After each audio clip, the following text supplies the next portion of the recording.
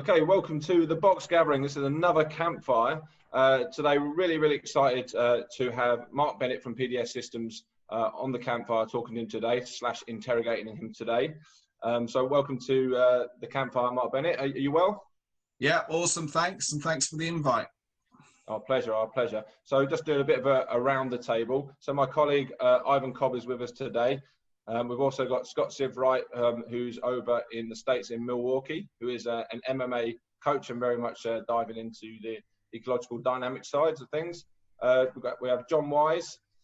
He is the head, is that the right head of dice at the moment at Loughborough College? Is that what you're... I'll take that, yeah. You'll take that? Yeah, that's what you're getting. Promotion. I was going to say janitor, but you'll take that. Okay, and we've also got the lead performance coach for the British Army, Ben Stewart. How are you, Ben? You well? Very well, thank you. Okay, so that is the, can we call it a panel, Ivan? Can we say panel? I'll do. Yeah. Yeah, absolutely. It's like a full house. Okay.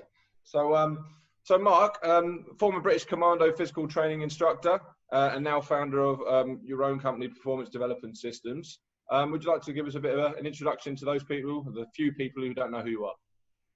Yeah, well, the short version is, if you haven't listened to any of the many podcasts that are popping up now, is I joined the military in '83 thinking everyone would be highly fit and motivated, and I realised most weren't. They were quite lazy gits, many, but they had that fit group. So I went down to the commando course and did my basic physical training instructors course, but there was a journey sort of early 90s when, coming back from just serving operationals with the commando forces, and got promoted into a recruit training centre as a corporal PTI. And there was some of those life-changing moments where I thought I was a great instructor because I was winning all the competitions. But then I started to reflect that actually some of the platoons that were passing out that I was developing had smaller numbers than some of the others. So I started to realise early 90s that actually I wasn't that good, and we weren't good in the military at the time at actually influencing the people that didn't have the mental robustness or couldn't manage their state or couldn't cope with adversity and couldn't make great decisions. I have the discipline to do things unsupervised or when you're tired or when things aren't going well. So I went on a road of discovery then, and you can imagine early 90s before internet, and I was winning competitions, and I lost a couple because I was attempting things that just to try and develop the other recruits. And it took a long time, no support, lots of people knocking me. As you can imagine, you're getting soft mark, etc., etc. But I started to get the results again. And it took another 6 years or so before I go, yeah, I really know what I'm doing. But if anyone came to ask me, I just really couldn't understand to explain it well enough. And then late 90s, I started to work with, you may know Mike Ford. He was older rugby league player, coach at the time, gone on to play, obviously, coach England, and Bath Rugby, and with working with him, and then I started to work with Warrington Wolves, and I was working with Saracens, Sale Sharks at the time. I was getting some real impact with the teams, but what was happening was when the teams were going back into the normal organisation, it was all regressing. So then my next light bulb came off, says this is absolutely useless if they need me to be there to have the influence.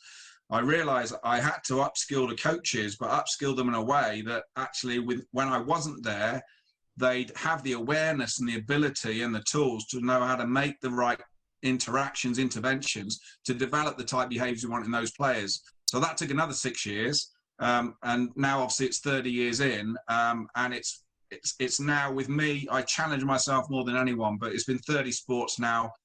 Going into schools, inner city schools in England and in America, all the way through to pro teams from numerous sports. So it's, yeah, it works where there's people. It's just now, it's got to a point now where I'm not good at the marketing side, but I'm very good at actually the interventions, full interventions, but also working with individual coaches. But the real sweet spot is when you work with an organization with all the coaches, so they can actually impart the common language, the common terminology to actually impact the behaviours of the athletes from 5 years, 6 years, 7 years, all the way up to their senior level. So although their coaching style in technical and tactical may change, there won't be a trip-up conflict with the athlete as they go through the journey. They'll understand, they'll have more awareness, emotional intelligence, they'll be able to self-evaluate live, make great decisions about fear. All those principles we can develop in young kids will help them. And my experience is we've managed, the people who have done it have managed to keep the right athletes in the sport for longer. because a lot of the great athletes, I feel, we lose early on because they come disengaged, bored, because they're told what to do too often by many of the coaches. And one of your, I don't know if the word is taglines, but performance is a behaviour, not an outcome, is one of your, forgive me if the word, choose the word tagline, but what do you mean by that? So performance is a behaviour, not an outcome. Yeah, so it comes to the challenges, especially when I've worked at the elite level of sport, is the first back knock to this type principle is, well, Mark, we need to get results. It's all about the results. My job is on the line based on the results. So it's a way of understanding, well, where do results come from? We can't guarantee results. It's impossible. There's too many variables. If we're in a competition against somebody else, what can we do? We can maximize our performance. Where does performance come from? We'll take away the physicality of the ability of the individual physically and their technical, tactical upskilling from the coach. It boils down to, in that moment, that athlete being present, making the right choice based on what they see in front of them and execute it with intent, without fear, and can adapt live. It's those processes. And we backtrack to that. What allows someone to do that is being in the right state, scanning well, and having the confidence in those moments, whether it's where we talk about the reactive, the proactive, the anticipation, whatever it is, they have the ability to do that.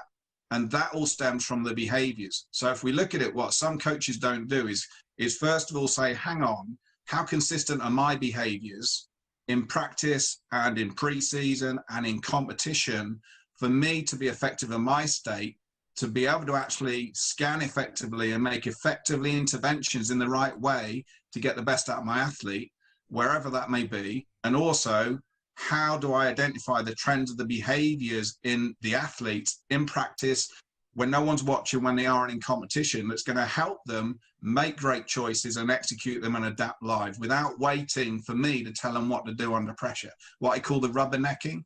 So when we're looking at performance as a behavior, not an outcome, what we're saying is, let's spend more time identifying the sources that impact performance that can facilitate results. And that's based on knowing what to look for in behaviors and how I can influence them, one in myself, but secondly within the athlete.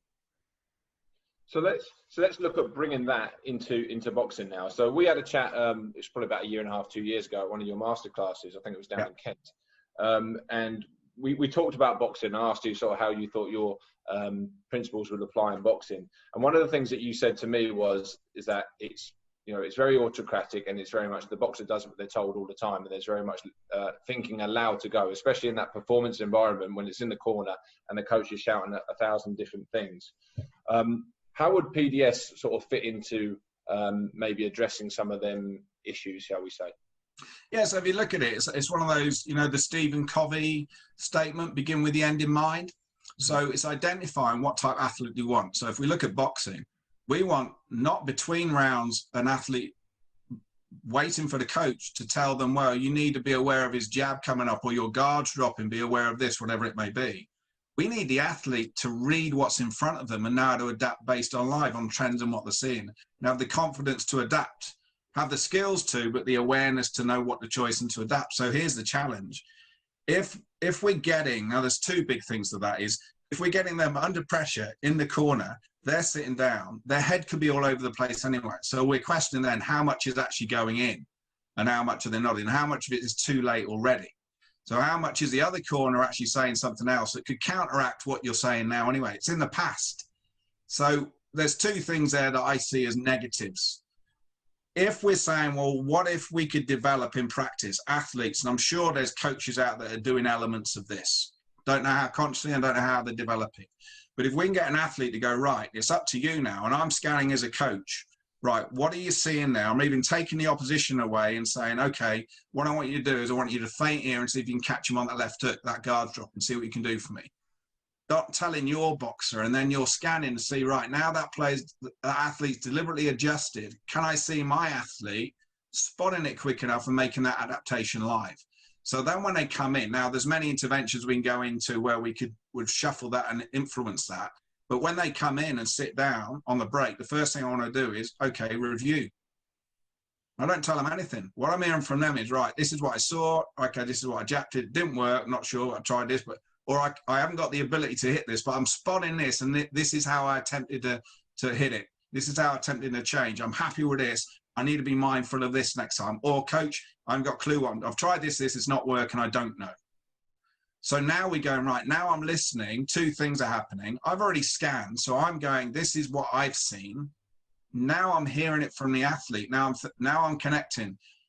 Am I internally agreeing, yep, or actually, no, what you're saying is wrong, or you're missing stuff because of the scanning, then I can put in my intervention. So it might be, I'm hearing what I'm happy with, and you might end up with, okay, so what if he does this? And now he's got to go, well, I need to be ready for this. Great. What about this? Great. And now you can add your little bit if you want. But then you finish with, okay, so what are you going to do? So the last bit is them saying, right, I'm going to do this. No, I'm trying to do it, I'm not sure. So that prevents them of just switching off, daydreaming and just nodding, because actually it's them engaged. Now, here's the reality, and it linked into badminton, Adam, years ago when I was working with them in Milton Keynes, and their head of performance said to me, in badminton, if you don't know, they have halfway through the match, when they get to a certain amount of points, they have a timeout where the athlete speaks to the coach. That's part of the international process. And when I was watching them in international, the athlete, you could tell if they weren't playing well, their head was just down and the coach was just giving them something. The coach was not in charge of their state. They were not aware of how I impacted the athlete, and the athlete said nothing. And then they went back out again. So I was suggesting to this head of performance, look, this is going to be a lot better for the athlete if you can get them to self-reflect live, but then be able to quantify that to the coach, and the coach can listen to see what the athlete thought and why did they make those decisions, and then they can add a bit. And the performance director said, Mark, there's no way our athletes could do that. So now I'm a bit shocked him saying that. So the problem is now that coach, or as head of performance, is saying, well, I've seen this, they're not capable of doing anything else. Because if the coach in that moment asks them and go, right, review that, you just get a blank face. So the reality is we need to do it in practice. One, they need to see the value, and we need to be consistent in practice. Then we load the pressure, as opposed to just going, well, I'll just, in a match at some point, I'll just go review it around and hope magic happens. So part of it is not our awareness of our state, but secondly is surely we want to get an athlete, one, to be able to quantify what they did, but we want to know what they thought and why they did those things before we provide the intervention. So if they miss stuff, we could add. And then we always want to go, well, okay, so what are you going to do now? So we can see, are they going to tell us, the doer, the actor, the person that's going to do it, can they tell us, right, I'm doing this? Very simple, very short. So for me, that would be my big transition from, let's call it traditional in the corners, compared with developing athletes that are a lot more aware of what they're doing and why they did it live, and then can quantify that so the coach can listen, then add anything if they're missing any gaps, or they're missing something, or they're incorrect, if that makes sense. It does, yeah. And one of the tools that I know you use is the rule of three. Yeah. So as a tradition, and as you've mentioned, we're very much coach intervention. This is what you're doing wrong, very reductionist. And here's your strategy to put it right now, follow what I'm doing. So your strategy of the rule of three, if you can just tell us a little bit about that, turns that on its head. Yeah, so it's always, if you think about it, the process of, if I went through the action review process first, Adam, and then it links into the rule of three. So the action review process, and I'll do a general one, and then I may well challenge you guys how you would adjust that based on your sport. But in essence, I get the coach to do this. I evaluate this with the coach the same as the coach needs to do with the athlete. So first of all, I'm scanning athlete state. So what's their state like? That's the source of everything. So if their state's wrong, my intervention's got to be there. So I'm scanning for it, I've got to tick yes. Now I'm looking for, what I want the athlete to do is scan, data capture. So I'm in the present, and what am I picking up? What am I seeing? Bang, bang, bang, bang, bang. And then from that data comes choices. And then from that choices comes, we call the variables. So they're the trends where we're identifying strengths and weaknesses of that opposition. Well, this wouldn't work, this wouldn't work. Well, these are the options. And they're just committing to them, but then live in their head, they can review the choice and the execution. Right, nailing execution, my execution is awesome, wrong choice, I'm adapting next, it's this. Or choice is good, not executing it well, right, same choice, I'm executing. So we work through that process. So what we do then is that player first, player last is what we're saying is, right, at any point, and we can do this in many interventions in a practice environment, even then when we're doing it in a competition environment, when it comes to the end of the round, when we say review, they've been thinking like this the whole time. So they're going, right, this is what I'm spotting. This is where it is. This is what I've seen. This is what I changed. This is what worked within. And they'll connect with the difference between the choice and the execution. So here's the challenge, Alan, with a lot of people is they'll conclude based on outcome. The problem with that is we know there's too many variables. We've got to get them to split choice and execution. It may have been the right choice, your execution. What could you change in that? It may have been wrong choice, great execution, or it may have been right choice, right execution. It didn't come off that time, but it's still the right thing. Be patient, find the opportunity. But actually what you did was great. And the other thing linked into what you said there, Adam, before we get the rule of three is, it's vital for us that we review in balance. So we need to review when they do something exceptional. And not only traditional coaching is we review when they do something unacceptable. So the word of saying review is helpful anyway, because then we're not suggesting they've done something wrong. But here's the problem. Traditional, if I say traditional, I'm just generalizing here because there's a lot of great coaches out there. Sure. But traditional coaching is the coach will only ask questions when something's gone wrong or when it could be better. So the problem is now the athlete's going, coach asked me a question. I must have done something wrong. What were we working on? Oh, it's this. So actually it could be a learned answer. We don't know if they've understood. And then our next point is, if they've now given me the right answer, my throwback question has to be is, right, well, when did you recognize that? Why didn't you do anything about it? Because you're telling me the answer, I want you to show me the answer. So here's where we shift it. If we teach from a basic action review process, and all we just go is, okay, review. Now, they don't know now if we're saying they've picked something bad up or they've done something exceptional based on their choice execution.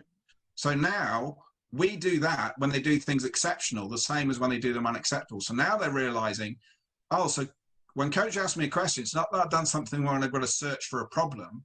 They're interested in what I saw and the choices I made in my execution. So now the dialogue becomes more qualitative. And also now we're getting them to review things when they do things well. Because here's the thing. The one thing we want to repeat is the things they do well. So why are we spending time going, what did you do there? Review that. And they go, right, really pleased with this. Okay, so what did you do differently than last time that made that so successful? Because we need to repeat that. So what, do you recognize it? Because that's great. So we're starting with the open review. Now they're identifying it. Now we can get stuck in. Whereas often we just get stuck into, okay, so how could you do that better? Or what went wrong there? Or what could you do differently? Well, all those questions are already telling that athlete you've done something wrong. I don't want that. I want to go, let's see what you've spotted. And then let's see if you made any change in the moment, or you're just repeating the same thing and you're waiting for me to give you the answer. I want you to show me the answer. So we're back to that point of early on, we need to develop an environment. We go, there's no fear. And we go, look, I'm not bothered about the outcome at this stage. Where my focus is for you, you're recognizing something isn't working and you're committing to change something, not just continue to do the same thing. That's success for me right there, because we can learn from that. But if you don't do that, all we're doing is we're guaranteeing you'll do something that's not working. There's no development there. So if we can get that across with any athlete, what we're getting them to realize is, okay, so it's not an outcome. It's not, I'll just under pressure, I'll do my safe thing because I'm okay at the safe thing. As opposed to I'll never do this thing because it doesn't come off that often for me. So I'm outcome led. As opposed to the only way I'm going to get better at that is actually see an opportunity and go for it. And I can review that. And coach is actually supporting me for committing to a choice that I'm quantifying. Well, I'm happy. See the difference, those subtleties there. So when the rule 3 comes in, it helps players of any sport understand permission and where they stand. So rule of 1 is simple. We want them to use the action review process themselves and just pursue excellence in a moment. Be the best you can with what you have in the present. We just need to ask them, what does that look like to you? What does that look like when you're packing a bag in the morning? What does that look like when you're having breakfast? What does that look like you turning your phone off an hour before bed and make sure you get into bed or have a good night's sleep so you can refresh? What does it look like to you each part of the day? What does it look like when you do your warm-up? Are you going through emotions, or do you know you're doing this with intent because you want to be the best you can be? So we get them to see what that is, and then that's an attitude. But now what we're saying is it's about making informed choices and committing to them. So now then making informed choices. That's all that process. So the action review process is part of 1, being the best you can be. 2 is now teammates are seeing that someone isn't, and now they're stepping in to have an effective impact. They're not waiting for coach. So we want to develop people where they only need 1. unless it's a team sport. Individual sport, we want that. But the reality is we're humans, and that's not going to happen. So what we want two is I'm now scanning at me, I'm pursuing me, but also I'm scanning my teammates. So the simple version of that is, one is be the best you can be. Two is help everyone else be the best they can be. So what does that look like in a warm-up when you see someone walk in and their head is down? Well, if I'm effective at 2, pursuing excellence, I'm scanning. Danny's looking a bit different coming in today. His head down. He's not normally down. I'm going to go over there. I'm going to have a little chat. So here's where the skill level comes in. And this is the competency development that many athletes aren't good at all ages, is that too often they don't know how to read people. They don't understand part of their job is to help someone. But also, secondly, is how do I speak different to Danny when Danny's head's down, he's under pressure, compared with how I speak differently to Stevie to have an effective impact. I've got to learn, I've got to be smart in how I impact people under pressure or when their head's down. So I've got to learn that. But the second thing is, part of the rule of 2 is the 3 A's. So the 3 A's is, if someone reaches out to you, even if you don't like the way they say it, you have to internally accept that even if you don't like how they're saying it, they're doing it for the right reasons. Second one, I acknowledge. That's a hand touch or a thumb up. I'm letting them know I've acknowledged it. And third is I act. I change. I act because of what's happened, the 3 A's. Okay, so could I, sorry to interrupt, Mark. Could I just give that some context and boxing? So what I'm hearing from that is that perhaps my sparring partner, we're sparring, and maybe the round's over, or during. This is what I want to ask you in a moment, though. They've said, okay, you're not doing this, or they've stepped back and said, you're not doing this, or you did something well. The guy then accepts. That could be a touch of the gloves. Let's go about doing it. So you've made that intervention at 2. So that's what it might look like at 2 for boxing. Okay. Let's use that example, Adam. Let's take it to the next level. So if I share with you where we want them to get to, and then there's steps to get there. Sure. Now in that sparring, if that athlete's seeing that the other athlete is not committing, or they're being lazy, whatever it is they might be, then it may be you've given them permission to call a timeout if that happens. You might give them that and you go, I'm giving you permission. If you're seeing that your teammates not giving you the challenge, not being the best they can be, someone might go, right, coach, timeout. A timeout, you could set 10 seconds on it, or 20 seconds, 30. It's short. So then that athlete goes, Danny, review that for me, review. Doesn't tell Danny in that situation. He's going, Danny, review. Now, if we got the action review first is state, and then scanning, then committing to the choices. So then I go, okay, review that, Danny. How you doing with committing to the choices right there? How you being committing to that shot?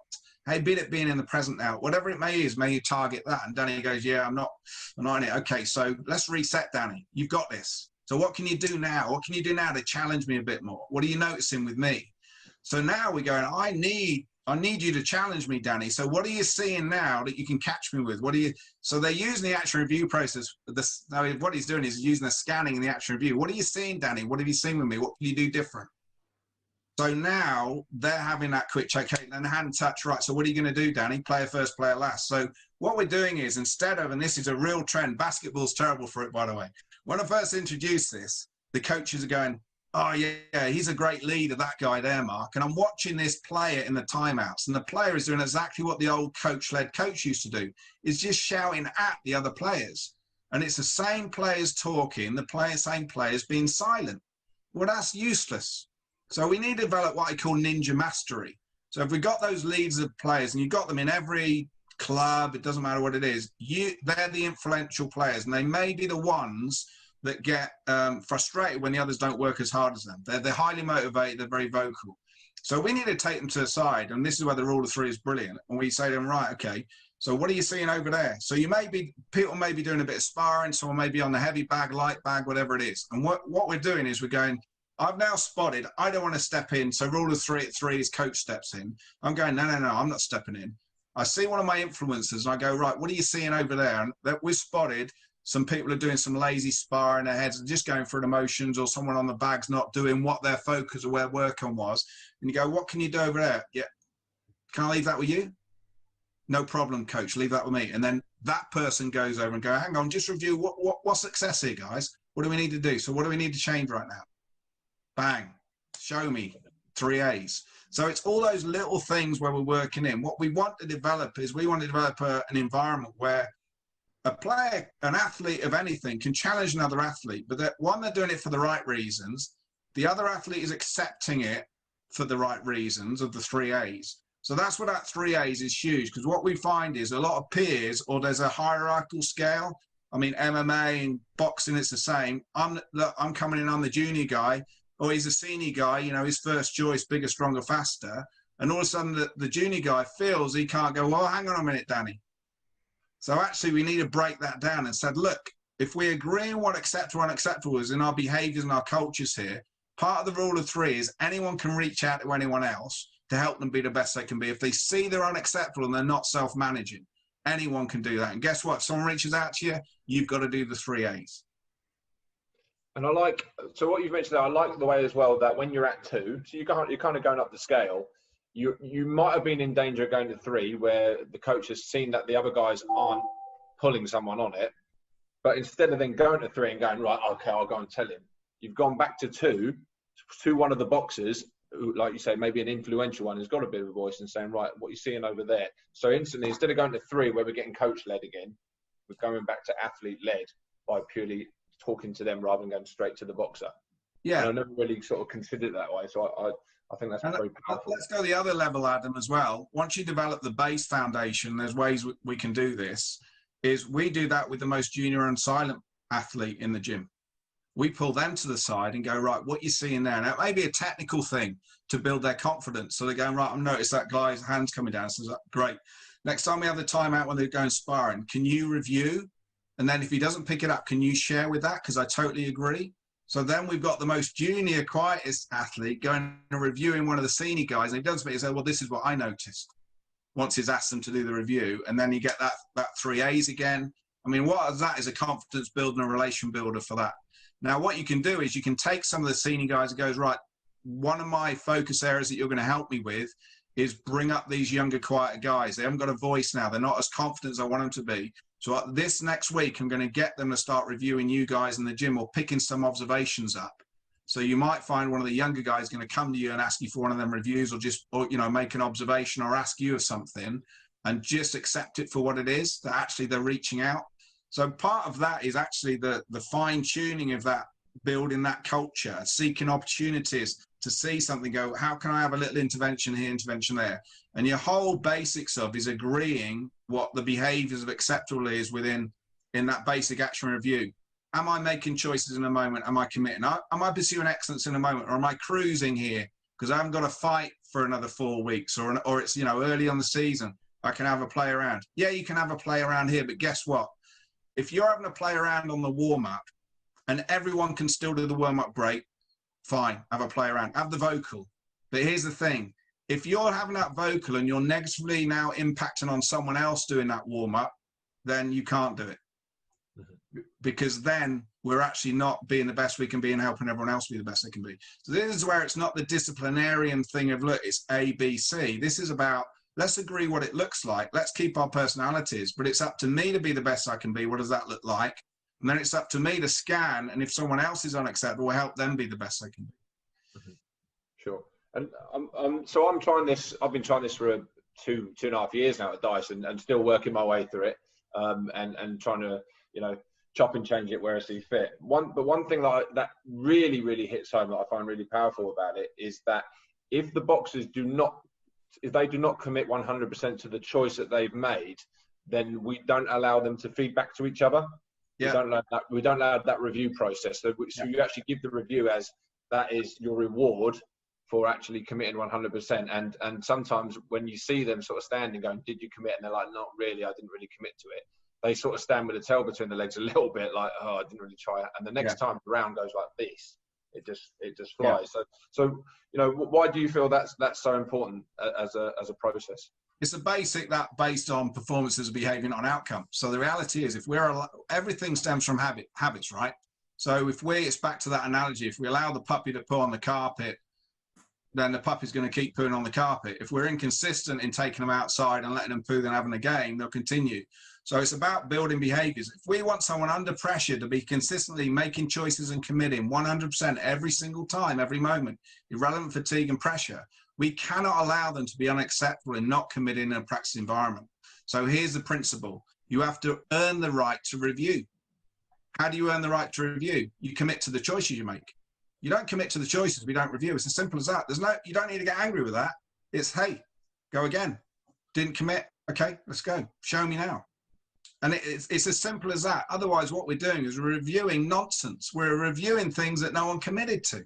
Well, we've got nothing to work on there. And actually what we're saying is then it's okay to not commit, which is the one thing we don't want in any sport. I mean, in contact sports especially, the one thing we want to do is commit to everything they do, whether that's defense or offense. It doesn't matter. We just got to commit to it. Make a choice and commit. Make a choice and commit. And if we can develop an environment, you will not get angry if someone does that, because we can quantify that. We can review that. But if you allow them not to do that, actually you're building that very habits you don't want. And you're part of the problem then, not part of the solution, because you're allowing it. Mm-hmm.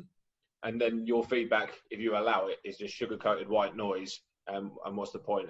And they actually don't start believing in your feedback because they know that they didn't commit. So why? Yeah. So one more question just before I bring the guys into the campfire. So sorry, I've been hogging it, guys. You also have an approach before for performance athletes or performance boxers and recreational ones, because in our gyms, most of us in our gyms have, well, whether it's an issue, you know, 1 minute I've got someone who is preparing for a national championship, and then next minute I've got little Johnny who walks in off the street who's never even seen a boxing glove, and it's how we differentiate their journeys. So how do you go about that? So I let's go the other way with that, Adam. My principle is that we define someone's, if they're a leisure athlete or a performance athlete, by their behaviors, not based on their competency or level of boxing. So an example is I've seen top level international and professional athletes that, in my view, are leisure athletes. They do the stuff they like. They don't commit to the stuff they need to do. They don't get their sleep pattern. They don't do the rehab, the prehab. They don't do the stuff they don't like doing, but they need to do. So for me, they're still leisure. A leisure athlete, for me, is okay if that's what their goal is. So if their goal is, they'll come in and they go, look, I just want to get off the streets and I enjoy doing this, and I'm not going to do anything outside the gym. You can still set the acceptable, unacceptable, and acceptable for, okay, so what would that look like here? Because this is about being the best you can be based on your goal, but also help everyone else be the best they can be. So how can you help others? So that may be just the tidying up the gym. That may be, you know, if you're holding your bag for someone that is performance, make sure you're doing these things to help them. But actually it's then understanding and getting every athlete to understand, look, understand everyone's different, understand everyone at the same, they're never at the same ability. They're never at the same goals. We've got a mixed bag. Even elite sports have a mixed ability bag. But what we can say is everyone can pursue excellence in a moment. So even a leisure athlete in a moment can go, what's the best you can do when you throw that left jab? What does that look like? Well, that's it. You can still do that. Now, someone else throws that left jab, more power, more speed, hand is up. And then the performance athletes are doing all the stuff they can to drive towards a different outcome. So my challenge would be, I'd suggest, and it's only on my experience, you may have different, is when I've scanned and many athletes that say they're performance athletes, for me, they're not. They're lazy. They're leisure athletes. They're doing the stuff they need to do, not the stuff they want to do. So we need to define, are we scanning their behaviors? And the performance athlete has to be a 24/7 behaviors. That may be, are you investing in your wellness? Are you investing in your sleep? So I'm not a fan of the work-life balance, but I am a fan of making sure a performance athlete needs to know how to keep their mind in wellness. What are you doing? Are you doing, you know, your little breathing exercises? Have you found what works for you? But then are you doing your nutrition? Are you getting your nutrition in, you know, buying it in bulk if you're under budget? Are you knowing your macros and your micros you need to be successful? Are you setting your food up in the fridge ready for the day before? Are you rushing it? All this stuff for me is performance behaviors. If your performance, a leisure is, yeah, don't worry about all that. But when we turn up to the gym, we still commit to the warm-up. We still commit to the sparring because that's you just being the best you can in the moment. So can you see actually the environment, if someone walked in, they wouldn't really notice much difference. There'll be less challenge and less stress for the leisure. But actually when they jab to the best they can. When they're punching that bag, they're punching it to the best they can. It's just they wouldn't be doing the other stuff. Does that make sense? It does, yeah. Yeah. So all the, well, some people might call them the 1%, I suppose, all the other behaviours that add to the whole, you know, that add a little bit more mass to the snowball rolling down the hill. They're the things that we need to be doing all the time. I think you call it the every time ethos or principle. Yeah. Yeah, and for me, I've developed a habit where I've never been gifted, whatever that is, with anything apart from endurance stuff. So I've had to work hard. And I think athletes now, but all of you now can think of athletes that go, that person hasn't got the natural ability. If it's like wake up and you go pick that up, you look great. But they're here because they work harder than anyone else. And what we want to do is we want to go, look, they are working at the level everyone needs to work at. It's not they're working harder. You should be working as hard as this guy. But that guy has realized that's the only option for them to get anywhere. Some of our other athletes kind of cruise because they've still made it. They've still got the team. They've still got selection. But actually, their behaviors are unacceptable. So they're setting their level based on the people around them, not based on their own potential. So for me, that's just underperforming. And we would do them a disservice unless we raise their awareness to that, for them understanding what are the options you've got to be the best you can be. Let's work through what excellence is for you from getting up in the morning and going to bed. You say you want to be world class. If you want to say you want to be the best in Britain, whatever it is, what does that look like if we're saying that? Are you kind of want to be that, or do you want to be that? Well, if you want to be that, let's break it down. Let's look at every element of your day, and you tell me where you say you're world class in behaviors and where you're leisure in behaviors. Because actually it's the behaviors I'm interested in right now. And that's when we start highlighting for a lot of them going, well, actually, no, I'm not every time. And actually, I hardly ever do that. I said, well, okay, well, then you're still a leisure athlete. It's a choice. That's fine. You can be, but don't expect to be the best you can be. Don't expect in this club, you might get first choice now, but there'll be a time in the next 5-10 years when you're going to get knocked out by somebody that is similar ability, but guess what? They are every time athlete. And you're not going to see him for another 5 years. So what are we going to do now to make sure that doesn't happen? Sure. Thanks for that. I'm just going to move it on and bring everyone in now. So welcome back, guys. Excuse me. So Scott's, I'm going to hand over to Scott now. You were asking about commitment, Scott. Yeah, I wanted you to elaborate, Mark. By the way, thank you very much. That was very helpful. I was hoping you would elaborate a little bit more on what you meant by commitment, but I think you did that already. So you answered my question after I wrote it down. Okay. What is my understanding of it? What did you get from it when you? Well, my thoughts were, you know, does your effort align with your goals? That's what I kind of get from what your perspective of commitment is, you know. And we were speaking about leisure, professional athletes. Athletes have high aspirations. Picking back onto that, I do wonder, you've clearly worked with a bunch of athletes over the years.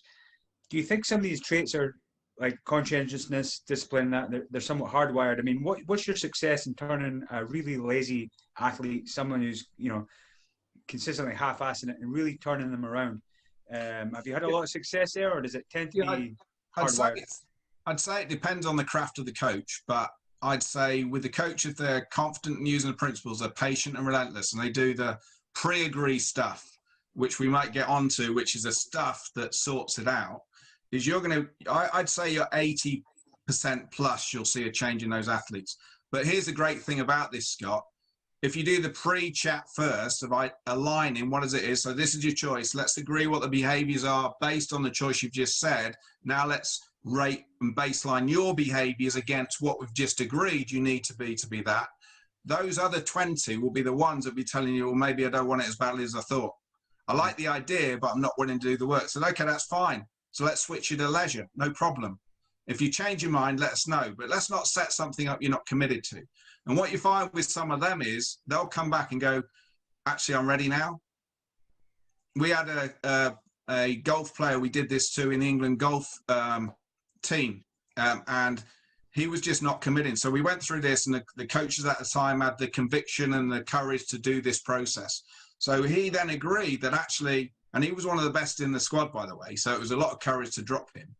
He had leisure behaviors, and it actually wasn't the role model he should have been, but actually it would have killed him for the next 4 or 5 years. So they dropped him from the team once we went through this process where we're going, right, based on your goal, let's agree the behaviors, and now let's set yours where you are, and sometime, every time, or never. And then he agreed, well, actually, I'm not committed to doing those things to the goal, so maybe I don't want the goal. And I go, okay, so what we're going to do is we're going to give your spot to this guy because actually he is every time. It's not your ability yet, but we believe he will be because of his behaviours. And that guy, actually, we spoke to his parents as well because he was 20, living with the parents. We spoke to his parents and explained what we were doing. They go, yeah, I get this. And what happened with him is he came back the next season and he said, give me an opportunity, I'm ready. And his behaviour shifted.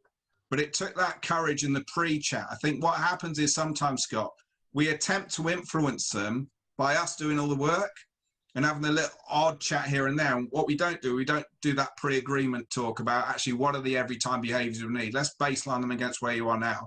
You know, so all we're saying is we recognise the behaviours you need based on the goal you said you want. Okay, now we're recognising your behaviours only get you here, not here.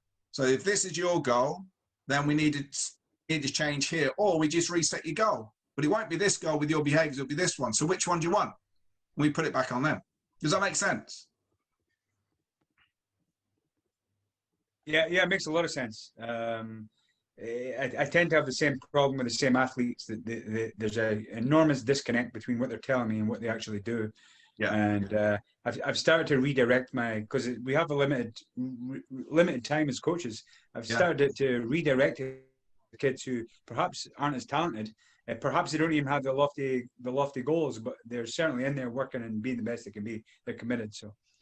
And that's important, Scott, because what you're doing there is you're developing the very environment and culture that you want, that you will need, that will cultivate the best athletes. And what you'll find is some of the athletes will come back. But what you'll find is when a new athlete comes in, even if they're slightly lazy, they'll see the behaviours of everyone else and they'll switch. Because actually you haven't allowed the puppy to poo on the carpet, basically. But you haven't done it covertly, you've done it overtly. You've asked them, you've shared the principles. There's no surprise. Actually, no, this is let's agree it. Let's agree what it looks like. I think what a lot of coaches do, they want it, they've got the vision in their head, but they haven't shared the vision with the athletes. So you get this frustration and barrier, and the athletes go, I'm doing all right, I'm committing. But and the athlete's thinking, no, you're not. But they haven't had the conversation, they agree the clarity of the differences. John, over to you, mate. Thanks for that, Scott. Thank you. Yeah, I had a burning question, and if we'd been around an actual campfire, I'd have probably got a burning ember and thrown it at Adam to stop talking, or to you, Mark. I think I would have slipped it. Yeah, probably. Having listened to Mark several times, so I come in with a bit of prior knowledge, and having attempted to put in a similar structure in American football, which is the sport I'm into, which is obviously very, very coach-centric as well. I find myself even now sitting down going, that's really good, that's really good, that's really good. And this isn't just to blow smoke towards you, Mark. But I would recommend any coaches listening to this go back and actually play it really slowly, or almost use an artificial intelligence device to download the text of this conversation and go back and listen to every little bit. There's so many golden nuggets in there. But I think linked to that, I think it's really about, to me, it strikes me as being about coach behavior as well. And whilst we're talking about the athletes and them executing the rule of three, I think what Scott referred to there with his change in behavior is really crucial, because athletes and coaches need to kind of acknowledge that it's not going to be the coach who's the sage on the stage.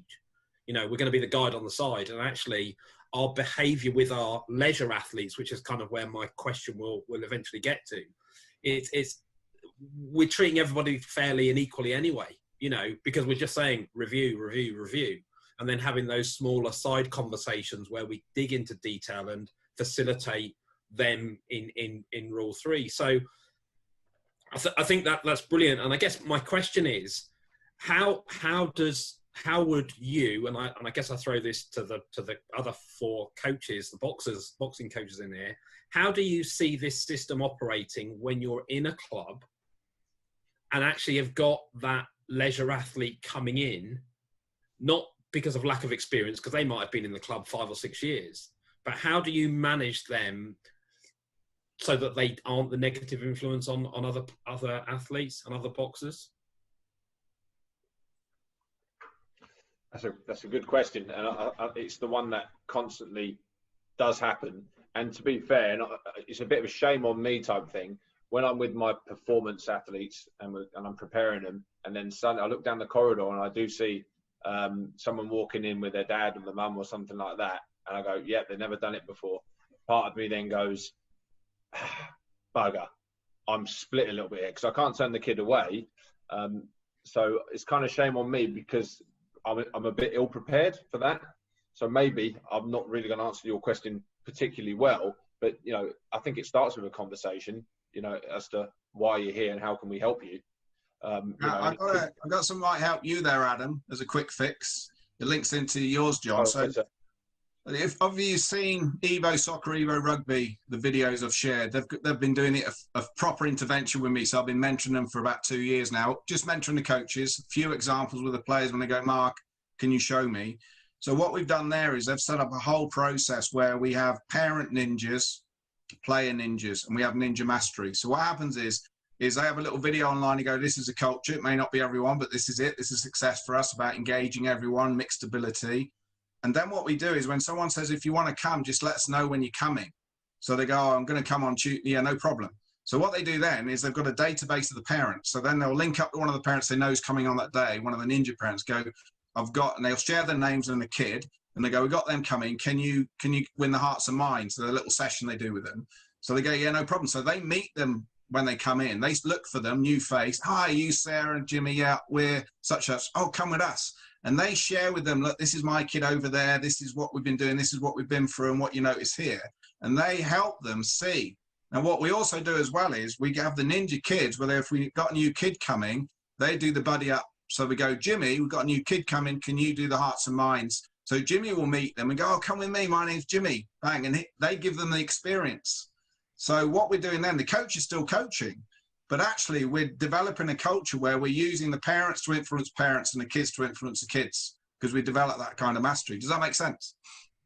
Yeah, it does. It does. And you're also showing to the kids straight away that, well, if that kid there can teach me and help me, I can be that kid. Very attainable and probably quite quicker than I thought, rather than, oh my God, that the coach probably wants me to be Muhammad Ali in 2 months' time. Yeah. So, yeah, very sort of reachable. Ben, over to you, mate. Cheers, Adam. And hi, Mark. Thanks for the opportunity of listening to your words of wisdom tonight. I've got a couple of questions, but the one I wanted to start with was your rule 2, which is sort of your peer group policing or helping others to become better. I can imagine it working really, really well with a team environment, because we're all selfish by human nature. And if I'm in a team and you're doing well, that's going to help me achieve my goals. I wanted to sort of just quiz your sort of experience, or some of the problems you may have faced or solutions you'd have with more individualized sports. There's a lot of boxers out there who are successful through being very narcissistic in their nature, especially in environments where there is that sort of competition for places and who's the number one spot. So effectively, if I'm helping my peer get better, not only am I going to lose that slot, potential funding, I might get hurt, I might get dropped, as a consequence of it. I can imagine in a boxing club and on a boxing team, we see it in the day-to-day training, in the training environment, the peer group policing, helping each other out.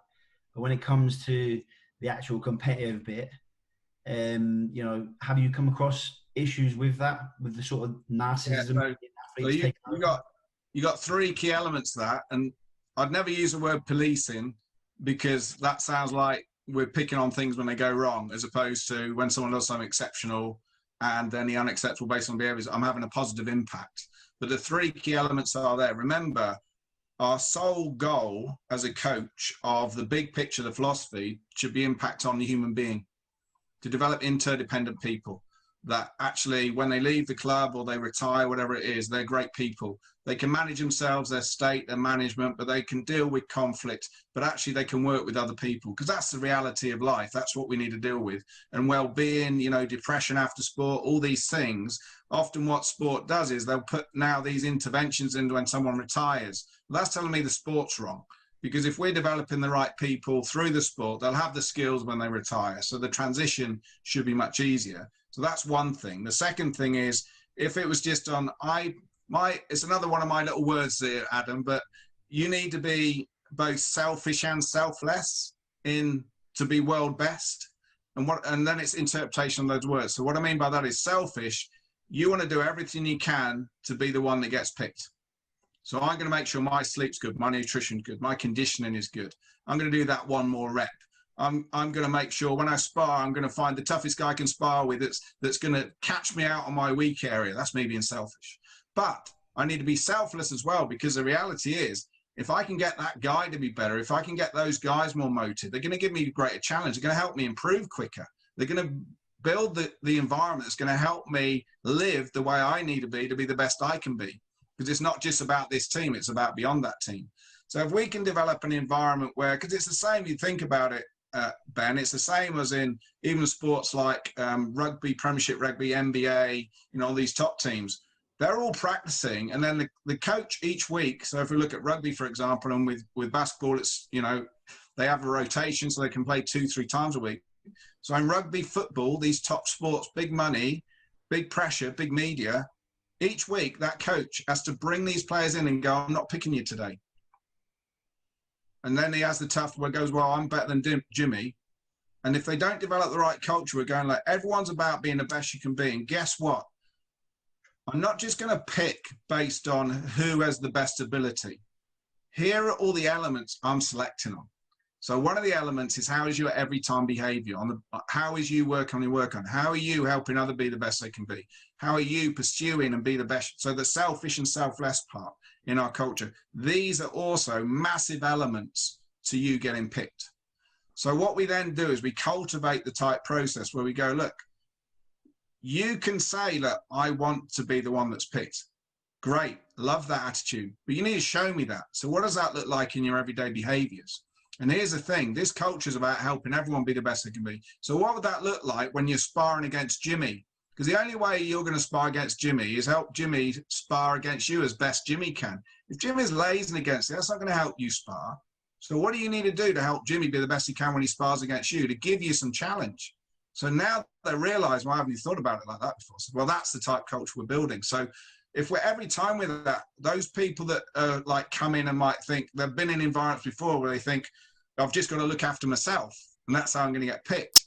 It's a paradigm shift for them where they think, oh, this is a bit different. And so long as, here's the other thing, Ben, then you need to be 100% honest on your selection.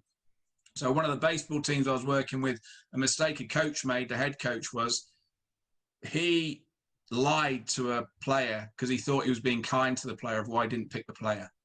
And then 2 weeks later, the player found out why he didn't pick him. And what do you think happened with that credibility? Out the window. So actually for him attempting to be kind, actually he killed the relationship. So one, we need to be every time with this, but do you see with those subtle differences and the clarity at the beginning really start to change some of those conflicts and barriers that we have with some of the individuals? Yeah, definitely. What did you do, Ben? Based on that, Ben, what were the big things you took from me answering that question? What were the things that resonated with you there? It's that it's the culture you're talking about. So there's a big thing about medals over morals, and I think if you're really clear with the culture you want to create, because I completely agree with you, it's more than just the sport itself. It should be about impact on the person as a whole. So no, I get what you're saying. I meant how do you deal with, because it's a difficult conflict of, you want them to, but you did answer it, sorry, with that selfless and selfish comments. Yeah, and don't forget, Ben, it's a love tagline, that thing about, morals over medals, but actually it's sending the wrong message. What we should be saying is actually performances are behaving on outcome. So if we drive the right behaviors in wellness, that's going to help people be in the right state, manage their state, being able to regulate it, commit 100%, effectively under different pressures, make great choices and commit to them without fear. Those very fundamental principles, making informed choices, will maximize the performance while impacting well-being. So we don't have to compromise. So this is what really frustrates me at the moment. We see, like, the US gymnastics, the real disturbing documentary that came out now, a lot of other athletes, British cycling again within the abuse. And for me, then people react in the post, well, we need to do something about this. Well, my concern is, well, if you had a proper mentoring process Surely you've been seeing this anyway. Have you just been turning a blind eye? Because for me, those coaches aren't great coaches. They're instructors. You know, they're demons. They're not actually developing the person to get the best out of them anyway. So I think there's a balance issue where people think need-centered coaching is what we're sharing here is soft. It's not. It's the toughest way to coach. But you're putting a person first based on need, not based on want. So part of that is wellness. Part of that is that rule of three. Part of it is selfish and selfless. Part of that is pursuing excellence in every moment and defining whether you're performance and leisure. And then the big thing which Adam linked back to and John did is to do that, we need to be aware of our own state as coaches. Are we managing our wellness? Are we managing how the decisions we make and how we scan when we've had a nightmare knackered day and now I'm coming in for a practice session at 6 p.m. and I just haven't made promotion if you're in the military, Ben, or, you know, my wife's just, you know, had an affair or my dog's just died, wherever it may be, you know, or not as extreme. And now I'm going into that session and it's the 1,000th session I've done. And what I'm going to be thinking of, but it's the first for these guys. So what is the ideal state for me to have the biggest impact in this moment for these guys that have turned up in this practice session? And this is the missing skill, in my view, within player development, is actually coach development in those principles that we've just discussed. And I guess ultimately the culture is a combined cumulative effect of all the behaviors. So I don't personally like when people refer to culture, because culture means nothing. It's just a tenuous abstract thing. It's an abused word, isn't it? Yeah. Engaging in is the key thing, you know. And it's I've stolen this from you. It's the don't tell me, show me, and it's what you do is actually what we're judging our success on. Yeah. Linking on to that, you know, the don't tell me, show me thing. I know, Mark, you talk a lot about you know, scanning for like recall. So, for example, they've had a session on a Friday. They come back on Monday. And then you're putting in, you might get them the boxes to, I don't know, shadow box with a certain skill that they're looking to. And you're, rather than saying, right, remember what we did on Friday, let's see you do it, you actually want to see if they are actually recalling it themselves. Why is that why is that a powerful tool? Yeah, so I call them covert recalls. So that's the only thing that's covert. So what we're saying there is we will never know if a practice session in the moment was successful. We'll only know in the next session or in 2-3 weeks later. Because everything we're doing there is short-term recall. So if you think about it, if you worked on a boxing skill and you're going, right, we're working on keeping a guard up, whatever it may be, and in that moment when you're reviewing it, and even when you're going into sparring, that guy's guard is a lot better than it was, and you're going, great, fantastic success, but it's not success because it's short-term recall. You've just been telling him and discussing it. It's not real. So you can even put him in a different spar, but that would still be in the head. So if you do a covert recall, what we're saying is we don't remind them. We just put them in an open situation and we're scanning for how's the recall been? What has been transferred? What has stayed? I'm going to up the pressure. What's still there? What's regressed? If we're seeing now there's no recall, that's telling us that session was not successful. So then we can ask ourselves, why was it? Now, here's the common ones. They didn't see the value in what we were doing, so therefore they weren't connected to it. We were giving them the answers too much. So we weren't saying review. We were giving them all the feedback. Yeah, that was really good. And don't forget to do this, blah, blah, blah. And they just switched off. Or we're doing too many things. So we're covering so much for variety and enjoyment or fun, whatever it is. But actually, we're not spending enough on things so they can understand it. We're not getting them to self-review it. So actually, they're not learning with understanding in a way that embeds in some shift. So that's again our analysis back to what we were talking there before, Ben, is the covert recall is our check as much as theirs. So we're saying, how good was my coaching then? Well, let's see how much has been retained. Okay, well, great. That was a good session. What did I do differently there? Because that's given me audit. Or no, it wasn't effective. What did I do that wasn't effective? What do I need to change? So then we're back on the principle we can call them in. And there's lots of interventions, but we need to get to the point is, guys, we're ready when we're ready. We are when we are. We can't move on yet because we haven't nailed this. So what do we need to do now to be successful? So so now we're getting the athletes to go, oh, wow. So it's not just what we're going to do today, coach. It's not just another session. There's success in every session. And it may be your own work on, but actually there's meaning. There's a link to what we're doing here. And we may not see an improvement straight away. It may take months, but actually we still need the recall with understanding for it to grow. And I think a lot of coaches, again, we just design sessions, but we design them independently, not interdependently. So there's no flow and we're not checking how effective was that last session. So you can actually audit that. With the pros that work with the coaches, they have a Excel and some have crazy software stuff I know nothing about, but they'll have a covert recall check. So basically they audit it with different stress levels and they put them in at any time in practice. And what they're doing is they're covert and they're checking and giving a tick and notes.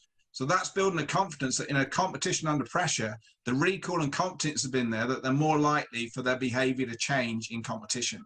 So it's a really good audit tool. Is that too longer answer, Adam, for your? No, not at all. I mean, John's just put up there. He's mentioned about spacing, you know, and the ability to actually retrieve information, you know, from short-term storage to long-term. The more you do that. John, do you want to sort of go over that a little bit more? Just emphasise. Yeah. Again, I think you know, I think there's all of these little rabbit holes that we can dive down, but it's good teaching practice. It's good teaching science. It's good teaching research, evidence in teaching, which obviously we always compare coaching and teaching to be the same things, and they're not. I think they're different. You know, good teachers will talk about or will plan for spacing, so they'll deliver stuff over a season, and they're obviously periodized. They'll also plan for interleaving, so they'll work on one concept, go away, come back and work on it again, go away, come back on it again. And I think crucially, you know, because success and excellence is about behavior and that's our performance that we're judging. It's can the athlete retrieve that from their, let's say, their long-term memory, from their previous experiences. And that's the check of how successful you've been. I think, again, you know, I think both in boxing and in other sports, we come away from a session going, that was a great session because everything I did tonight was really good. The true test is, can you replicate those choices and behaviors and actions correctly at the right time in 6 months' time? Or in that major competition, when you not when you want to, but when you need to. And that's back to Johnny's linking in it, particularly for martial arts and all the other type impact contact sports. Is we don't want them to have to consciously think about a choice and go, what shall I do here? Because they'll get hit.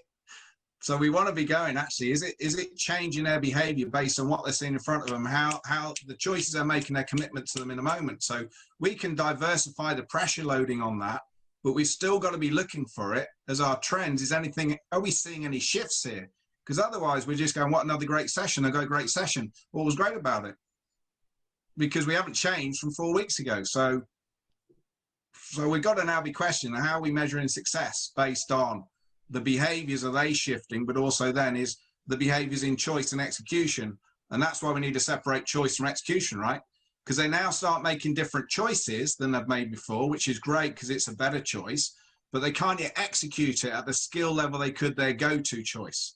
But with time and practice, that skill will improve until then under pressure, it's become as smooth as their old skill. So under pressure, they're not easily read. They don't keep going back to their old option. They now have a different option. And that's the patience and relentless linked in with the covert recall. And I guess, sorry, as well, I guess that's the balance to try to strike that, as Adam's admitted, you know, we get wrong more than we get right, perhaps, and we just need to persist with this method where we're trying to balance the athletes come into our session and enjoying it, whatever that means for them personally, combined with them going away feeling a bit frustrated. You know, I know from my own personal experience, and I think I'm wired. We're all wired differently, but I'm wired. Probably Adam would and Ivan would. I'm very special. I'm special. In not that kind of way, but you know that I actually quite like coming away from a session being frustrated, and the players and coaches around me have learned that actually me being frustrated is not a bad thing, and I don't need cheering up, and I don't need consoling because I'm frustrated. It's just I've got something I now need to go and work on, and I'll come back next week.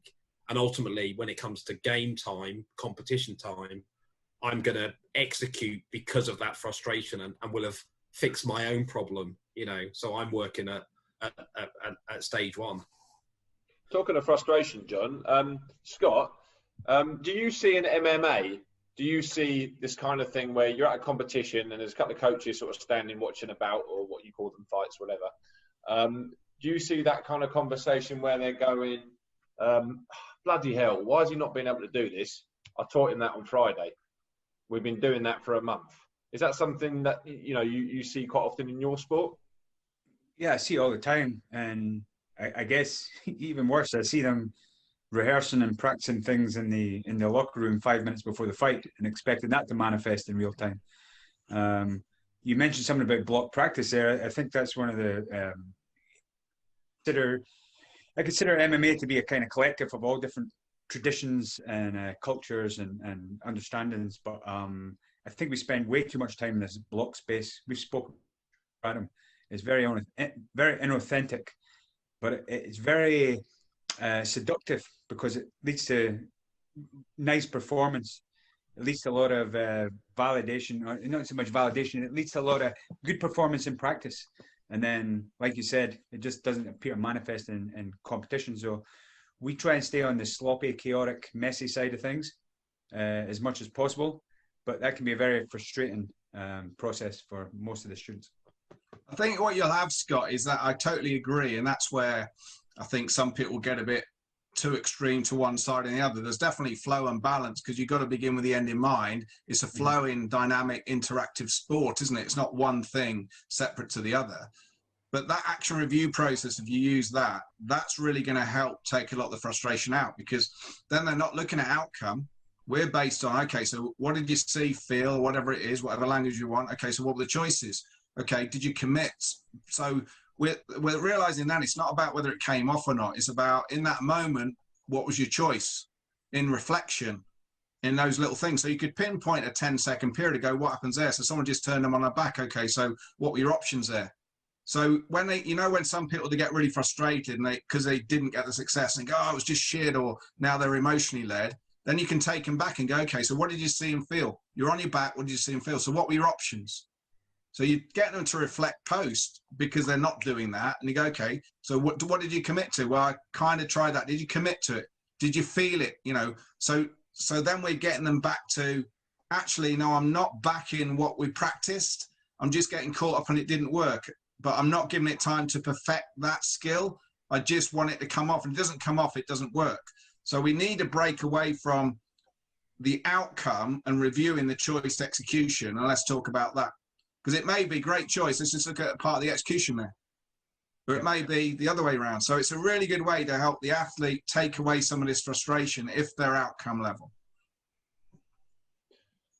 Mark, just moving on to sort of motivation side of things. One of the things I've looked at your revamped website. Yeah, revamped, like it very much better. And one of the points you mentioned on there is that, well, in this case, a boxer always relies on the coach for motivation, or we create an environment where the boxer is relying on the coach for motivation. Picture a boxing gym. You could play boxing coach bingo, and you're going to hear words like hands up, last 10, push it, lead off, be first, all these kind of very empty things that don't have a behavioural change. So why may we need to look at the coach being stop the coach being the motivator? Well, there's a few things there. Is one thing, we could spend an hour breaking down motivation and why that's been totally abused as a word and lack of understanding. So it's understanding the difference between motivation and discipline, and it's understanding the difference between motivation, discipline, and cultural behaviours. So, there's whole dynamics in that. But if we went back down to we may build into some of them, but we look at it simplistically. We've got to agree with the coaches. What's success for a coach? Well, for me, success is a coach. The coach makes themselves redundant. An athlete, in the moment, under any type of pressure, has in the right state, can make the right choice, commit to it, and evaluate and adapt live based on what's in front of them without the need for the coach. That should be our success as a coach. Now, I don't know any coach that's ever disagreed with me there. So what we're saying, okay, so let's look at our behaviors in practice that's going to help that. So one thing we don't want is what I call rubbernecking, where we don't want the athlete waiting for coach to verbalize, even in live practice, of what they're doing right, what they need to change. There's two things with that, is what that doesn't align to our success criteria. And secondly is, do they really hear us anyway? And then thirdly, would they have worked it out? Did we give them a chance to work it out themselves before we stepped in? So if someone's hand's coming down and we go, come on, get your left up. Well, a second time, they may have worked it out themselves and got slapped around the head and went, I need to get my hand up. So it's, why are we doing it? And my view is, we may be doing it for two reasons. We're doing it because we feel that's part of a coach and we're helping them, we want to help them. Or that's the way it's always been done. And that's what happened to me when I was a boxer. So therefore, that's the way to do it. And so long as we can align ourselves, if our aim is to make ourselves redundant, what does that look like in this practice? What does that look like here? So in early learning, I quite agree. There may be times when you're just going to go, okay, just reach around a bit more there, Danny. Just grab. So it's like MMA or judo where, you know, want that hold on the grip. Just reach, because it's early learning. But once you know they got that, there's no way I should be saying move that grip. I should be stepping back and just watching and see if they're figuring out. Then afterwards I can go to review. I could then take the opposition aside and go, right, can you do this for me? Let's see how he copes, and then push him back in. So I'm manipulating the opposition to see how they react. But I shouldn't be vocalizing there, because then I'm defeating the whole point of them being able to work it out for themselves, which is what my success criteria is. So I'm a bit of a conflict to my own goal if I do that. Just go on, Scott. Oh yeah, and I'm not sure I'm using this term completely accurately, Mark, but we've only been open a year, and actually I'm getting tremendous success and buy-in from new students. They've come into our system, they've come into our environment, and they're completely bought in. Where the challenge lies is when we have more experienced students, which we're also trying to, attract, and it's almost like a learned helplessness. They're looking to the coach for everything, and it's very, very difficult to break that. In fact, we've had a couple of just, they think it's too chaotic, or we're just not giving them the answers. You can see they're almost, every time they do something correct or incorrect, they're looking over us for validation or support. And I'm wondering if you can, how do you break that? Yeah, how do you break that cycle? Yeah, so basically, especially when I work with the pro teams or the senior teams, that's what we have straight away. The coach is wanting to change, and actually there's a lot of athletes that come in each season, and actually they're waiting for the coach to tell them all the stuff, and they can't cope. So what I always do is, if you're starting with a new team or we got new people coming in, they go through like an induction, but it's not an induction as we know it. So imagine if you're doing it with a fresh organization, you want to change the culture. You ask them what I use the lighthouse, so you can use anything, but the lighthouse, I use the lighthouse goes, okay, what is it we're working towards? The lighthouse is something that never moves, it's static, but everyone can reference on, help ships, it's there. So if I was to ask you in a fight, so if we looked at MMA, the scenario would be if I asked you in a fight and I came to watch you fight and you were the best in the world, with you being there, what would I see him feel in that octagon? What would it be? Can you explain it to me? And I want them to connect to, right, well, I'm confident going in, I'm managing my state well, I'm in flow, I'm committing to every choice, I'm adapting based on the situation, I'm being smart, I'm being present, I'm there, I'm relentless, I'm patient, based on all the skills I've got. Okay, great. I totally agree. You haven't mentioned coach there. So are you saying you want to be able to do that without relying on a coach to tell you what to do in a moment? Yeah, that would be, okay, brilliant. I totally agree. So that's our lighthouse, and you put as much detail as you want specific to your sport. Right, so now we both know the lighthouse. What does practice need to be? What do you need to do differently in practice? And importantly, as a coach, what do I need to do differently in practice if that's our lighthouse? So now we can get them to tell us, well, you can't keep reminding us of what to do in a practice. We need to work that out for ourselves, because that's aligned to the lighthouse. Okay, so what could I do? So then you can introduce the action review. So, okay, well, let's go. During, I won't give you any feedback. It's about you working it out. And then afterwards, then I'll ask you to review, and I'm interested in your opinion first. And then I may add stuff for you. And we'll do it when you do something exceptionally well, not just when you do unacceptable. So we can connect to the stuff you're doing well, how to repeat them. What do you think about that? I've never met an athlete that has been in the old environment that's gone, oh no, I don't want that. They all go, I get that. So what you're doing is you're pre-agreeing the lighthouse, competition, the dream, and then we're going, okay, what does it look like now in practice? Agree the specifics, and then bring it alive.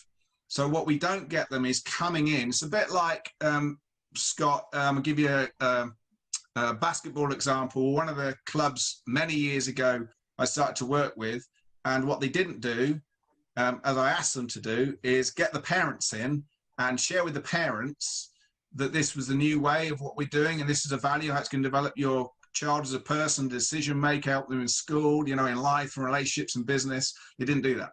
So they shortcutted that. So what happened was they started to change practice.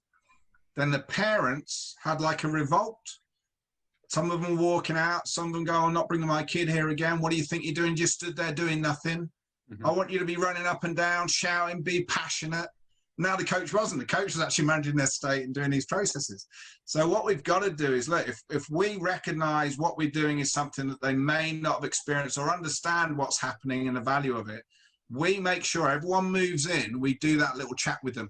And when we get great at it, we can get the other athletes to do that when someone comes in. So they go, this is what it's about here. And then you put that on your website. You put that on the intro before they turn up. This is why we do these things. The beauty of that is, Scotty, is one, it helps us. But secondly, even if it goes, oh, Scotty's getting a lot of clients and people come in, what is he doing? They'll read your website. They won't be able to replicate it because they won't understand how to. They'll try, and they might end up just standing doing nothing, and then everyone walks out because they haven't got the light and shade. So for me, every single time that challenge you've shared has occurred, putting that intervention in has prevented it every single time. Well, I have got there a couple of times with certain of our students, and it's just beautiful when they have that little, we call them these little aha moments. Yeah. And they discover them themselves, and then the buy-in starts to come. So would you say, Scott, you could be cleaner at the beginning, though, of sharing that, like the lighthouse and the connection and why? Absolutely, I could be better at that. Yeah, I will be better at that. That's the one. Yeah. John? Cool, that's great. Yeah, and I think having seen that in action in basketball England, I think that those are the key things. Declare it up front, and I think, you know, nice link to COVID because we're in the pandemic still. You know, it is about continuing to be adaptable, and we don't know what's going to happen, and explaining to everyone on the journey, we're on this journey together, and I don't know how I'm going to feel as a coach. I don't know how you're going to feel as players, but let's just embrace it and talk about it and discuss it. So yeah, I think my question, because we've talked about reviews quite a bit, and I think Mark, to use your terminology, you've talked a lot about hot reviews in the moment. How would you describe and explain to everybody how we in boxing would use cold reviews? Yeah, so we do the hot reviews and cold reviews. I do with the coaches as much as the athletes. So if I use the coach process, then I'll challenge you to see how you make the connection back to the athletes. If you think about a hot review, and there's many variables of the hot review, but the simple thing is a hot review, it's in the heat of the moment. It's live. You're in the emotional state you're in. So if we look at it for the coach, what I get coaches to do, I set up with all my clients. Funny enough, I counted it up the other day, and I've got 600 live at the moment doing this in different groups around the world, and they're self-managing now. So what I do is I set up WhatsApp or Slack groups where I have those coaches in, and after a competition and after practice, immediately while their athlete's cooling down, they just press record, and in the WhatsApp, in their coach support group, they do a hot review. And the hot review is self, how was my state? How are my interventions? How effective were they? How was the athlete and other coaches? And it's just a process they go through. And that just gets sent straight away. So if it's if there's senior and junior, we would get the junior coach to go first. With basketball or football, hockey, they just go to the corners and they do it all together and it drops in. So the aim is not to listen to some other coaches before you do yours, just go live. And then I listen to them, the other coaches listen to them. And that's like the emotion, the rawness of the data they've captured and their influence filter of their emotion, how they're feeling. The cold review is, the perfect cold review is, you've recorded the session, you've seen the fight or whatever it may be, or the practice session, and then you watch that back. And it's from your end. So if I've seen guys doing the mobile phones now with the Bluetooth, so they've just got a mic on, they can hear themselves as a coach. And obviously if you're allowed to film, brilliant. And so they listen to that back, and then after they've listened, which is referencing, so now they go, hot review in emotions, I thought it was this. I'm now listening back when I'm calm. This is my baselining right here. And then they do a review exactly the same. I've now listened back. Now, how was my state? How are my judgment and interventions? How effective were they? How are the athletes? How are the other coaches? Now, the brilliant thing with that is it's allowing the referencing. So what you'll find is very quickly, coaches will pick things up they haven't in their hot review, which will influence them positively the next time they're in practice or in game. They'll also spot trends. So when they spot trends, the coach can develop and go, okay, for me, my one big work on is this. And they share that with everyone. They share it with the players, by the way, the athletes. Guys, my work on in competition is this. My work on in practice is this, if it's different. And then what happens is after practice, this is where you get the right culture. The athletes review themselves based on the pre-agreed behaviors, and then they review coach. Now, that may be alien to so many people, but the reality is if you've got the wrong culture, they won't do it. They'll just tell you what you want to hear, go, yeah, you're a really good coach, or someone may be cheeky at you. When you develop the honesty, what you'll get is them going, because you've shared the work, and go, right, coach, thought you're really good on your step in here. I think, you know, there was a couple of times when you kind of, your questions were giving me the answer and you didn't, or you stepped in a bit quickly. I think you're giving us a bit more time. That is the time witness that we want from the athletes, because we know we're on the journey together. But initially, it's just the hot reviews are in the moment. So we're saying with the athletes, review, bang, bang, bang, working through the action review process. Then that's in the moment. And the cold review for the athletes can be is, okay, afterwards, 2 hours later, the next day, okay, just review that practice session, and importantly, the matches. If they can record in the matches and watch it back, okay, review. Remember, we've got to separate between the technical and tactical and their awareness of their state, the choices they made. So if I can give you a rugby example, when we took Bath Rugby to the Premiership final that season, those 2 seasons, all we did, we worked on the behaviours. So when we reviewed a match, the coach reviewed the matches, but they didn't share anything with the athletes. They said with each player, right, you group, you're doing this, you're doing this. They reviewed the match. They stood up for the review. They share with the other players, okay, guys, this is what we saw. But they didn't do it on results. They didn't do it on scoreline. They did it on, okay, this is where we were. This is what we saw. This was the option we went for. This is what we missed. Or actually, this is what we should have gone for. This is why we went for this. Everything was based on what they saw and the choices they made and their commitment to it. And they went through the whole game like this. What it did, it highlighted when there are unacceptable behaviours. They weren't present, they were following the ball, or actually they were just going for the same old choice under pressure. They weren't scanning. They weren't seeing the other option. They didn't see it, that's why they didn't go for it. So imagine now the coaches at the back now just listening and ticking because they've done it all. And if there's anything grey, then they go, Danny, can you just talk to me about what happened over there? Can you talk to me about that scrum again? So now they're asking for a bit more detail. So you relate that to boxing or MMA. Now what we're doing is we're saying, right, hot review. Now we're doing cold review. Now you've seen that fight. Okay, over to you.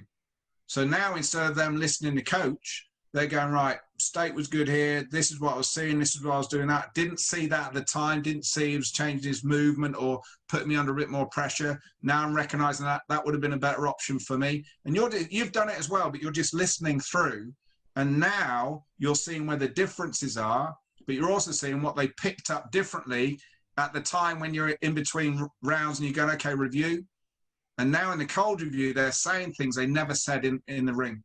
So now there's a connection of how that you can develop that in practice, because they're real spots right there. So that's where the power of the hot and cold review, but it's always player first, player last. It's never you going, okay, what do you think? And then them giving you some general and then go, yeah, let's just look at this.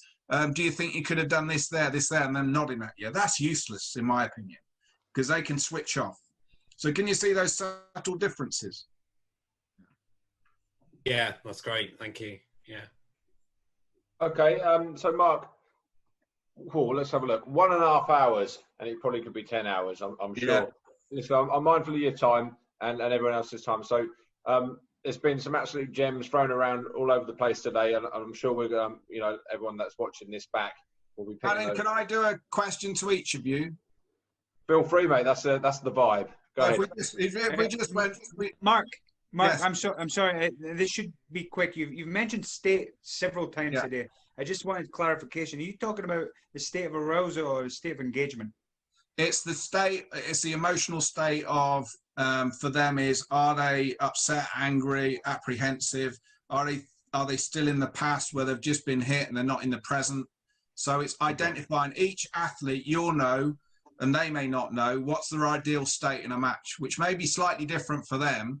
But they have to be present. They have to be thinking live, bang, bang. They can't be thinking, oh, I'm losing now, I'm getting tired. They're looking strong. So now their brain is not where it needs to be based on scanning, options, committing, bang, bang, bang, being present. So that when I talk about state, it's finding what is that ideal state for that fighter and what does it look like. But it's based on being present. Okay. Makes sense?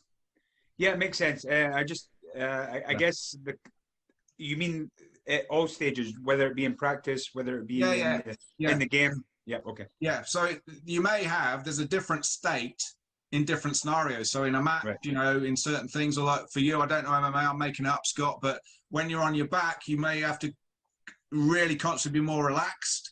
I don't know. And then in certain situations, right, for me, it's here in warm up, in practicing on certain skill, your state is different. But what is your best state to get the best out of you now? But all of them, you need to be present. So where is your brain now? What are you thinking now that's going to help you be effective? As opposed to, oh, I'm losing now, I'm getting tired. Oh, he's doing, you know, that your brain is now getting filled instead of what does your brain need to be filled with now? Where do you need to be thinking? Where do you need to be feeling, etc. Okay, thank you. Brilliant. Thank you very much on behalf of Adam and myself for coming on. That's really good, Mark. Thank you. Pleasure. Thank you, guys. And there's certainly a few T-shirts in there, you know, ninja this and things like that. I think you should get on that one, definitely. This is the PDS way with the Markalorian. Yeah, he had to get Star Wars in somehow. I was saying it before that was, by the way. I'll just throw that in there. So, right, finally, and I'm sure it will be finally this time, guys. Mark, if people want to get hold of you, how can they do so? Twitter's PDS Coach, Papa Delta Sierra Coach, and my website is pdscoach.com. So if you go on the website, it can link to the Twitter anyway, but there's about 25 podcasts on there now. There's some examples of me doing lead speaking, but also there's some clips to YouTube link there, which shows this live. One of them's me explaining the Lighthouse, but you'll see the Rule of Three live. You'll see Hot One-to-Ones live. So there's real world examples. And I've deliberately put the ones on that are with 9, 10, 12-year-old kids to show how impactful and effective it can be, as opposed to showing someone who's a talented athlete. So there's tons there, but also all my services on my online support, team support, organization, coach support, and on the live stuff. So yeah, it's all through that website basically, guys. Fantastic. Mark, thanks very much again and take care. Thanks guys. See you later, guys. Thank you. Thank you. Pleasure. Thank you, Mark. Thanks for joining us today on The Box Gathering. We welcome the global boxing community to connect and share together in order to grow participation, engagement and performance in all our boxers. Join the discussion on social media or visit theboxgathering.co.uk for more interviews, skills videos, literature reviews, bout analysis and more. The Box Gathering, in partnership with England Boxing. Connect, share, grow.